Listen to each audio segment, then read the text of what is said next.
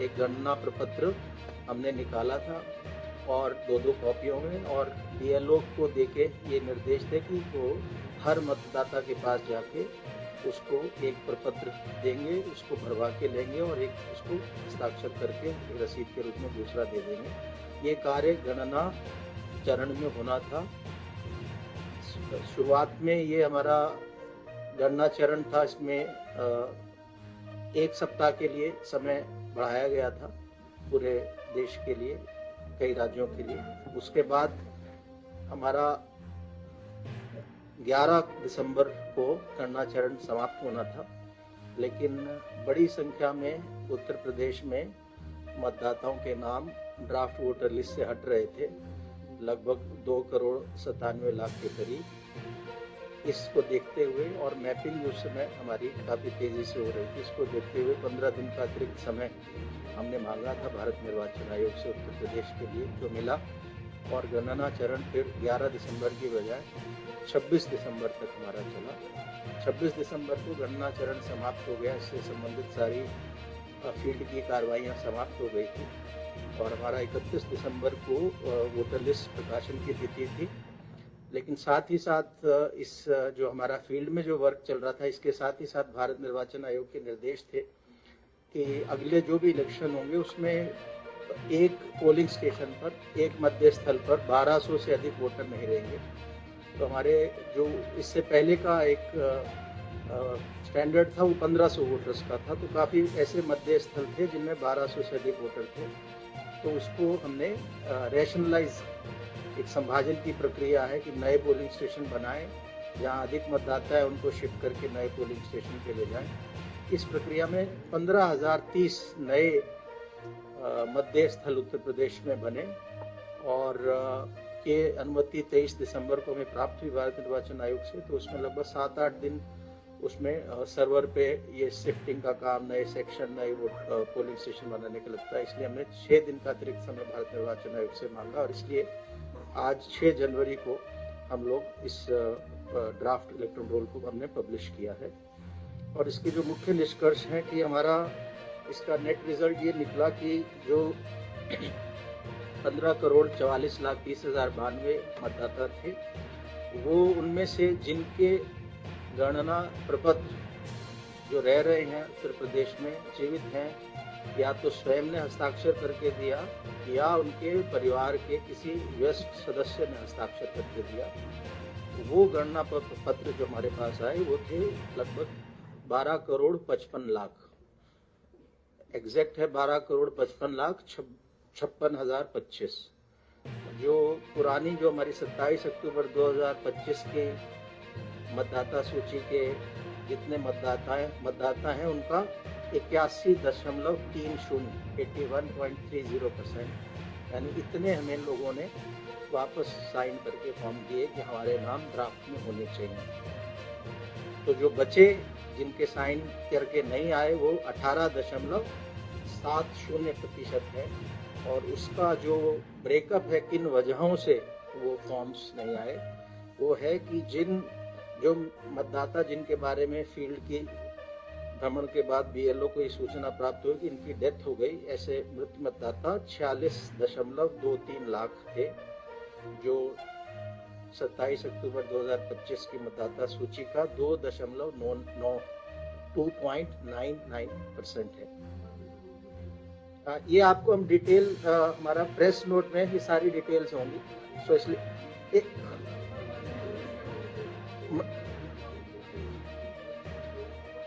एक मिनट, हम क्वेश्चन बाद में लेंगे, थोड़ा मैं कोशिश कर रहा हूँ आपको साफ। सो मृतक मतदाता 46.23 लाख, 46.23 लाख, और परसेंटेज के टर्म्स में 2.99% या 2.99%। स्थानांतरित मतदाता जो अपने निवास स्थान से कहीं और शिफ्ट कर गए, वो घर छोड़ दिया जहां उन्होंने वोटर लिस्ट में जब अपना नाम दर्ज कराया था, जिस घर में थे, स्थायी रूप से स्थानांतरित हो गए, या वो लापता या अनुपस्थित रहे, या उनको फील्ड में बीएलओ को मिले नहीं, ऐसे 2.17 करोड़ मतदाता हैं। 2.17 करोड़ और अगर प्रतिशत में कहें तो 14.06 14.06%। और तीसरी श्रेणी है जो मतदाता सूची में एक से अधिक स्थानों पर पंजीकृत पाए गए, ऐसे 25.47 लाख 25.47 लाख वोटर्स थे, जो 1.65% है। सो कुल मिलाकर जो अनकलेक्टेबल था, जिनका नाम ड्राफ्ट वोटर लिस्ट में नहीं आया, वो 2.89 करोड़ या 18.70%, 18.70% है। तो फाइनल हमारी जो आज फाइनल मतलब आज जो ड्राफ्ट वोटर लिस्ट हो रही है पब्लिश, उसमें 12,55,56,025 मतदाता, और इसमें हमारे सभी 75 जनपदों के जिला निर्वाचन अधिकारियों, 403 हमारी विधानसभाएं उनके निर्वाचक रजिस्ट्रेशन अधिकारियों, 2042 सहायक निर्वाचक रजिस्ट्रेशन अधिकारियों, और हमारे 1,62,486 बूथ जो थे संभाजन से पूर्व, उतने बूथ लेवल अधिकारियों ने वॉलंटियर्स के साथ इस काम को अंजाम दिया। तो बहुत बड़ी संख्या में ये जो हमारे पास मतदाताओं से संपर्क करके हम लोग एन्यूमरेशन फॉर्म्स को, साइंड एन्यूमरेशन फॉर्म्स को कलेक्ट कर पाए। और इसमें राजनीतिक दलों द्वारा नियुक्त बूथ लेवल एजेंट्स BLA, इनका भी सहयोग रहा। 5,76,611 बूथ लेवल एजेंट्स सभी मान्यता प्राप्त राजनीतिक दलों द्वारा दिए गए, और इनकी भी सहायता हमने ली। अब आज जब हम आलेख्य प्रकाशन कर रहे हैं, ड्राफ्ट इलेक्टोरल रोल पब्लिश कर रहे हैं, तो उसके बाद 1 महीने की अवधि है, जिसको हम दावा एवं आपत्ति अवधि बोलते हैं, क्लेम्स एंड ऑब्जेक्शंस पीरियड। ये 6 जनवरी से, आज से दावा आपत्ति लोग दे सकते हैं, वो 6 फरवरी तक ये दावा आपत्ति का पीरियड रहेगा इस रिवीजन, इंटेंसिव रिवीजन में। और साथ ही साथ 6 जनवरी से नोटिस चरण भी शुरू हो रहा है। तो ऐसे मतदाता जिनका मैपिंग नहीं हुआ था, विगत प्रगाढ़ पुनरीक्षण की इलेक्टोरल रोल से, जो उत्तर प्रदेश में 2003 में हुआ था और भारत के अन्य राज्यों में 2002 से लेकर 2006 तक था, तो उस इलेक्टोरल रोल से जिस भी मतदाता का गणना चरण में एन्यूमरेशन फॉर्म साइन होके मिला, उन्हीं के लिए मैपिंग का शब्द रेलेवेंट है। तो जब हमें फॉर्म मिला, उस फॉर्म में ही 2 कॉलम्स थे। एक में था कि यदि मतदाता का स्वयं का नाम विगत इंटेंसिव रिवीजन में रहा हो इलेक्टोरल रोल में, उत्तर प्रदेश या देश के किसी भी रोल में, तो वो अपना विवरण दे रहा था। अगर उसका नाम स्वयं का नहीं था, तो अपने माता पिता या ग्रैंड पेरेंट्स, दादा दादी या नाना नानी में से दे रहा था। उसको हम मैपिंग बोलते हैं। जहाँ ऐसे करेक्ट इन्फॉर्मेशन मिल गई तो उसको हमने मैप बोला कि इलेक्टोरल मैप हो गया। तो हमारा लगभग 91% से अधिक मैपिंग उत्तर प्रदेश में हुई। सो मैपिंग की जब बात कर रहे हैं, तो वो केवल ये जो 12,55,56,025 इन्हीं के कॉन्टेक्स्ट में है, और हमारा 8% के आसपास, 8 से थोड़ा ज़्यादा परसेंट अभी मैप नहीं हुआ। तो ऐसे लोगों को नोटिस जाएंगे, जिसको अनमैप्ड कैटेगरी के इलेक्टर बोलते हैं, और 1,04,00,000 के आसपास ऐसे वोटर हैं जिनको नोटिस जाएगा। तो 6 जनवरी से अब हमारा नोटिस चरण भी प्रारंभ हो गया है, और दावे आपत्तियों का निस्तारण भी करेंगे। ये 27 फरवरी तक चलेगा। तो जहाँ तक मतदाता का प्रश्न है, उसे 6 फरवरी का दिन याद रखना चाहिए, ताकि दावा आपत्ति जो उसको करना है वो 6 फरवरी से पूर्व ही कर देंगे। और 6 मार्च 2026 को हमारा अंतिम मतदाता सूची, इस पूरे SIR की विशेष प्रगाढ़ पुनरीक्षण की अंतिम मतदाता सूची, फाइनल इलेक्टोरल रोल 6 मार्च 2026 को हम पब्लिश करेंगे। तो इसमें जैसे ही आज जैसे पब्लिश हुआ, तो पहला कार्य हमने अभी राजनीतिक दलों के साथ भी जिले में बैठक की, राज्य स्तर पर भी आज कर रहे हैं। तो यही कह रहे हैं कि सबसे पहला काम हर वोटर का ये है कि इस पे क्लिक करके, और जब आप क्लिक करते हैं और अपना एपिक नंबर डालते हैं, तो आपको बता देता है कि आपका नाम किस विधानसभा के किस बूथ संख्या के किस सीरियल नंबर पर है। तो सारे मतदाता उत्तर प्रदेश के इसको अवश्य चेक कर लें, ड्राफ्ट इलेक्टोरल रोल को। और यदि उनका नाम है तो फिर उनको फॉर्म 6 नहीं भरना, और यदि ड्राफ्ट इलेक्टोरल रोल में नाम नहीं है तो उन्हें फॉर्म 6 भरना है। और जैसा कि हम देख सकते हैं कि सीओ उत्तर प्रदेश के वेबसाइट पे जैसे ही हम क्लिक करते हैं, जो पहला पॉपअप विंडो आता है उसमें फॉर्म 6 अवेलेबल है, इंग्लिश में भी हिंदी में भी। और कुछ उसमें करेक्शन कराना है, फोटो सही नहीं है, नाम सही नहीं है, आयु सही नहीं है, पिता का नाम सही नहीं है, इसको करेक्शन कराना है तो फॉर्म 8 भरते हैं हम लोग। एक और भी चीज़ के लिए फॉर्म 8 महत्वपूर्ण कार्य के लिए भरा जाता है, वो है शिफ्टिंग के लिए। ऐसा भी इस दौरान हुआ है कि कुछ लोगों ने शिफ्ट कर गए, लेकिन उन्होंने बीएलओ को संपर्क करके अपना एन्यूमरेशन फॉर्म भर दिया, इस आशा के साथ कि हम यहाँ से अब नए घर में अपना शिफ्ट करा लेंगे। तो उसके लिए फॉर्म 8 अवेलेबल है, उसको भर सकते हैं। और साथ में महत्वपूर्ण है कि फॉर्म 6 के साथ घोषणा पत्र भी है, जो भी हिंदी अंग्रेजी में दोनों अवेलेबल है, डाउनलोड करके उसे भर दें। और इसके साथ ये तो हमारा नेट पे है, डेस्कटॉप पे कर सकते हैं।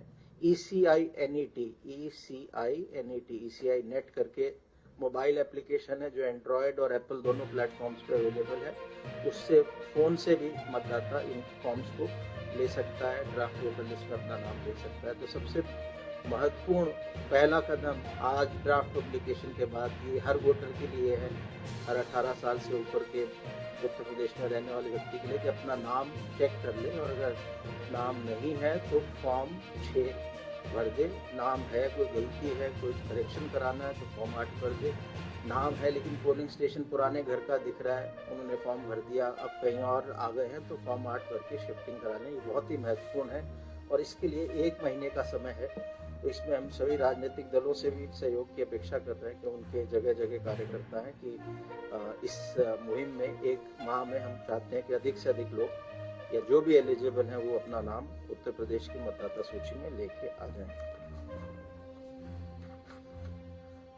जैसा मैंने बताया कि दावा मतलब फॉर्म 6 नए मतदाताओं के लिए आवेदन होता है, और फॉर्म 8 4 वजहों से भरा जा सकता है, जिसमें प्रविष्टियों में सुधार, करेक्शन ऑफ एंट्रीज, दूसरा है निवास स्थान परिवर्तन शिफ्टिंग के लिए, तीसरा है एपिक प्रतिस्थापन, एपिक रिप्लेसमेंट, अगर किसी का एपिक गुम जाता है तो उसमें भी फॉर्म 8 भर के इसको वापस हम एपिक अपना प्राप्त कर सकते हैं। और चौथा है PWD चिन्हांकन, पर्सन विद डिसेबिलिटीज का मार्किंग के लिए। इसका लाभ होता है जब इलेक्शन डे में कोई हेल्प चाहिए पर्सन विद डिसेबिलिटी को, तो उन्हीं लोगों को हमें पहले से इस डेटाबेस से पता लगता है, तो उनको हम लोग विशेष सुविधा उसमें दे सकते हैं। किसी का नाम कटवाना है, अगर हम ड्राफ्ट वोटर लिस्ट में देखते हैं कि हमारे परिवार के किसी सदस्य का नाम गलती से आ गया, वो विदेश में रह रहा है बहुत समय से, वो दिल्ली में या मुंबई में रह रहा है लेकिन हमने फॉर्म भर के दे दिया था, या डेथ हो गई, तो फॉर्म 7 अवश्य इसको भर दें। फॉर्म 7 उस पोलिंग स्टेशन का कोई भी मतदाता भर सकता है। और फॉर्म 6A 6 है, विदेश में निवास करने वाले मतदाता द्वारा मतदाता सूची में नाम सम्मिलित कराने हेतु आवेदन। ऐसे लोग जो भारत के नागरिक हैं, विदेश में रह रहे हैं शिक्षा के लिए, नौकरी के लिए, लेकिन किसी दूसरे देश की नागरिकता नहीं ली, तो सामान्य रूप से तो भारत में निवास नहीं कर रहे, बाहर कर रहे हैं 1-2 साल के लिए, लेकिन भारत के नागरिक हैं, तो वो वोटर बन सकते हैं। उस पोलिंग स्टेशन में उनके पासपोर्ट में जो एड्रेस लिखा है, उस लोकल एड्रेस के पोलिंग स्टेशन पे वो वोटर बन सकते हैं। और ऐसे वोटर्स, ऐसे ऑनलाइन फॉर्म भी भरे जा सकते हैं, इन हार्ड कॉपी में भर के दिया भी जा सकता है। और इसमें एपिक नहीं मिलता है ऐसे वोटर को, वो अगर इलेक्शन के दौरान भारत में है तो अपने निवास स्थान वाले पोलिंग स्टेशन में जाके अपना पासपोर्ट ओरिजिनल में दिखा के उसको आइडेंटिफिकेशन के लिए वोट डाल सकता है। इनके लिए फॉर्म 6 है। और आवेदन पत्र जैसे बताया कि इससे डाउनलोड कर सकते हैं। ऑनलाइन भरना है तो voters.eci.gov.in पे जाके ऑनलाइन भर सकते हैं, डाउनलोड की जरूरत नहीं, उसी पे एंट्री किया, उसी पे अपलोड किया डॉक्यूमेंट और उसको ऑनलाइन ही सबमिशन हो जाता है। और चाहे तो डाउनलोड करके फिजिकली भर के हमारे अपने बूथ लेवल ऑफिसर्स को आप दे सकते हैं। और वोटर रजिस्ट्रेशन सेंटर है हर तहसील में, जहाँ SDM बैठते हैं, उनके एक वोटर रजिस्ट्रेशन सेंटर उस पर भी दे सकते हैं। और हमने इस दौरान जो गणना चरण के दौरान राजनीतिक दलों के साथ कई चरणों में बैठकें हुई। राज्य स्तर पर 3 बैठक हुई, जिला स्तर पर जिला निर्वाचन अधिकारी के साथ हुई, और इलेक्टोरल रजिस्ट्रेशन ऑफिसर जो SDM स्तर के हमारे अधिकारी हैं उनके स्तर पे भी बैठकें हुई। कुल 1546 ऐसी बैठकें हमने राजनीतिक दलों के साथ इस गणना चरण में किया। और तो अब आज की तारीख में फॉर्म वो भर सकते हैं वो लोग जो 1 जनवरी 2026 को 18 साल के पूरे हो रहे हैं, यानी 1 जनवरी 2008 से पहले जिनका जन्म हुआ है, 1 जनवरी 2008 को जन्म हुआ है या उससे पहले जन्म हुआ है, उनका वोट नहीं बना हुआ है, तो वो लोग फॉर्म भर सकते हैं। फॉर्म तो यूं 1 अक्टूबर 2026 को जो 18 साल का हो रहा है तो वो भी भर सकता है, लेकिन उसका नाम ये जो 6 मार्च की मतदाता सूची आएगी उसमें नहीं होगा, क्योंकि वो लोग एलिजिबल हो रहे हैं 1 अप्रैल को, 1 जुलाई को या 1 अक्टूबर को, लेकिन उनके फॉर्म वो अभी भर सकते हैं, ऑनलाइन भी फॉर्म भर सकते हैं। सो उनका फॉर्म पड़ा रहेगा, उसकी प्रोसेसिंग जब भी हमारी फाइनल वोटर लिस्ट जारी हो जाएगी उसके बाद, यानी जिनका 1 अप्रैल 2026 को हो रहा है उनका अप्रैल में वोट बन जाएगा, जिनका 1 जुलाई को जो 18 साल के हो रहे हैं उनका जुलाई महीने में बन जाएगा, और जिनका 1 अक्टूबर 2026 को जो 18 साल के हो रहे हैं तो वो अक्टूबर 2026 में वोटर बन जाएंगे। यानी आज की तारीख में 17.25 साल से ऊपर के लोग वो फॉर्म 6 भर सकते हैं। और हम चाहेंगे आपके माध्यम से ये जानकारी युवा छात्रों को मिले कि अगर वो 1 अक्टूबर 2026 को 18 साल के हो रहे हैं तो वो फॉर्म अभी भी भर सकते हैं। बस महत्वपूर्ण है कि अभी जो नाम आएगा हमारी 6 मार्च को वो केवल उन लोगों का आ पाएगा जिनका 1 जनवरी 2026 को 18 साल की आयु पूरी हो गई थी। गणना चरण में निर्देश ये थे, बीएलओस को हमने फॉर्म 6 भी दिया था कि आप जब भर जाए तो पुराना वोटर जिसका नाम ऑलरेडी है उसको तो एन्यूमरेशन फॉर्म दें, गणना चरण में हस्ताक्षर कराएं, लेकिन ऐसे लोग जिनका नाम नहीं है, नए वोटर बनना चाहते हैं, उनको फॉर्म 6 दें। तो ऐसे लगभग 15,78,483 हमारे फॉर्म 6 ऑलरेडी भर के हमारे सिस्टम में आ गए हैं। फिजिकली तो इससे ज़्यादा आए हैं, क्योंकि पिछले जब से हम रैशनलाइजेशन कर रहे थे 8-9 दिनों में वो ऑनलाइन नहीं हो पाए, तो ये 15,78,483 वो हैं जो सिस्टम में ऑलरेडी आ गए, लेकिन हमारा अंदाज़ा है इससे काफ़ी ज़्यादा पिछले 9-10 दिनों में हमारे ऑफिसर्स के पास फॉर्म 6 आ गए। तो हम उम्मीद कर रहे हैं कि अगला जो हमारा अब जो महीना है जनवरी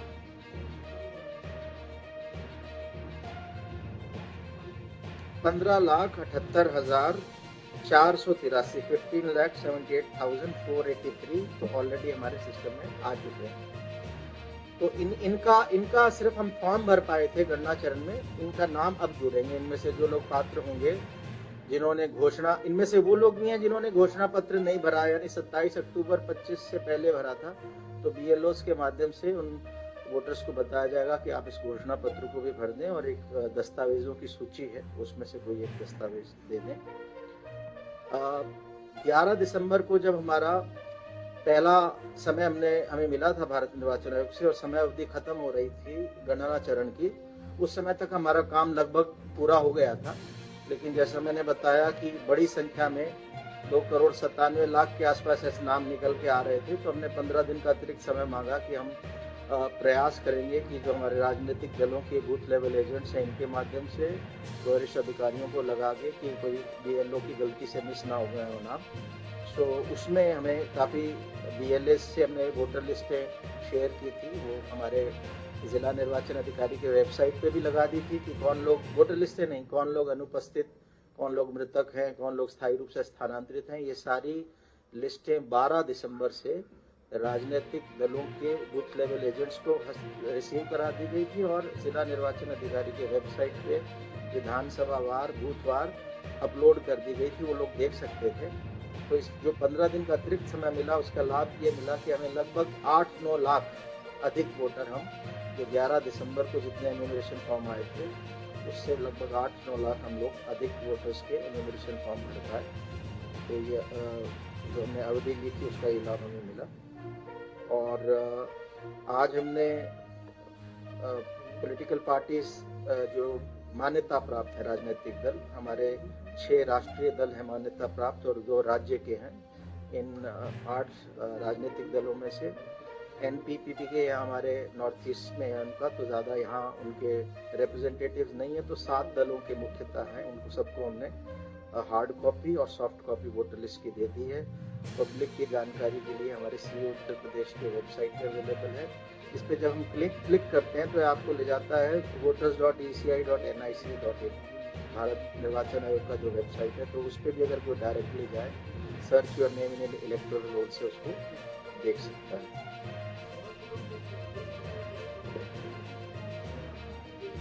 एक सेकंड बस मैं अपना कंप्लीट कर दूं, फिर I will take your questions. और अब जिनका नाम ड्राफ्ट इलेक्टोरल रोल में आ गया है, जिनका नाम इस आलेख्य मतदाता सूची में आ गया है, उनका नाम अगर कटना है तो बिना उनको नोटिस दिए हुए और बिना AERO या ERO के लिखित स्पीकिंग ऑर्डर के बिना उनका नाम कटेगा नहीं। और कुछ लोगों को नोटिस जाएगा, अगर किसी ने फॉर्म 7 भरा है किसी व्यक्ति का नाम कटवाने के लिए तो भी नोटिस जाएगा, या जिनकी मैपिंग इस गणना चरण में नहीं हुई उनको नोटिस जाएगा। तो प्रयास ये है कि हम लोग कोई भी पात्र मतदाता है वो इससे छूटे नहीं। हमारे फाइनल इलेक्टोरल रोल जो SIR का आ रहा है, तो इसके लिए हम एक्सपेक्ट कर रहे हैं कि बड़ी संख्या में हमारे पास फॉर्म 6 राजनीतिक दलों के सहयोग से और आपके माध्यम से जो अवेयरनेस हम कर रहे हैं उसके माध्यम से जनता तक बात पहुंचेगी और अपना नाम लोग चेक करके फॉर्म 6 भरेंगे। इसके साथ ही साथ बस मैं भी अब क्वेश्चन ले रहा हूँ। एक चीज और आपको बता दूं, आज ही हमारे यहाँ जो 2 हाउस हैं स्टेट लेजिस्लेचर के, तो लेजिस्लेटिव काउंसिल में हमारे एक है खंड स्नातक क्षेत्र और एक है खंड शिक्षक क्षेत्र। इसमें खंड स्नातक के 5 और खंड शिक्षक के 6 निर्वाचक क्षेत्रों का आज voter list, final voter list हमने पब्लिश की है। तो इसमें हमारे ये भी आज ही जारी हुई है। लखनऊ खंड स्नातक में 2,11,756 मतदाता हैं और वाराणसी खंड स्नातक में 2,69,372 हैं। इसी प्रकार हमारे बाकी